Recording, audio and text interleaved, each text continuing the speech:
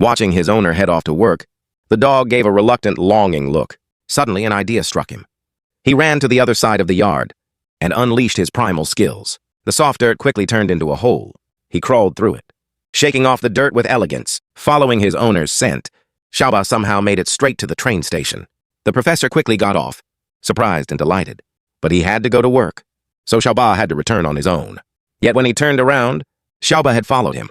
Like a girlfriend you haven't seen in months, the professor sighed and took Xiaoba home first. To prevent him from running off again, he filled in the hole.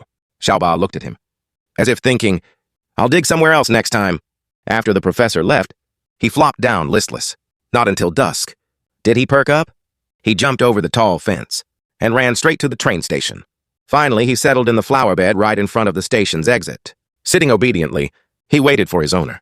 At 5 o'clock sharp, the professor emerged from the station. Xiaoba ran over and jumped into his arms. This became Xiaoba's happiest moment of the day. The next day, Xiaoba wanted to see the professor off again. Though he tried to dissuade him, seeing Xiaoba's longing eyes softened his heart. They played and walked together. Xiaoba was obedient.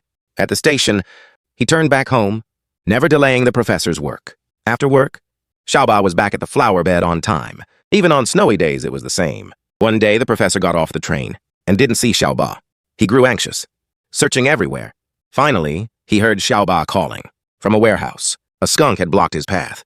The professor carefully chased it away, but they ended up covered in stink. His wife came home and immediately smelled it, seeing their messy state. She was both angry and amused. That day, the son-in-law came over and played fetch with Xiaoba. But instead of fetching, Xiaoba preferred digging. The professor told his son-in-law, "Xiaoba never fetched balls." But surprises happen. One day, the professor prepared to go to work as usual, but Xiaoba stayed put, barking wildly, circling oddly, as if refusing to let him leave. The professor ignored it and left alone. Xiaoba panicked, ran back to his bed, grabbed the ball he had never wanted to fetch, and rushed toward the train station. As the professor reached the station, he looked back and saw Xiaoba running toward him with the ball. The professor hugged her happily, thinking she finally understood. He threw the ball, and this time, Xiaoba fetched it. It was her first time ever fetching a ball. The professor was delighted, but didn't grasp the meaning of her action. Eventually, he left, and this farewell became final. As expected, something unexpected happened. The professor held the ball while teaching, but as he returned to the podium, he felt unwell and collapsed. Xiaoba didn't know that her owner had passed away. She sat in her usual spot, anxiously waiting for him to get off the train. She waited all night long. Trains came and went, until the son-in-law came to drive her home. She peeked out through the door, seemingly realizing something. She seemed to know what had happened.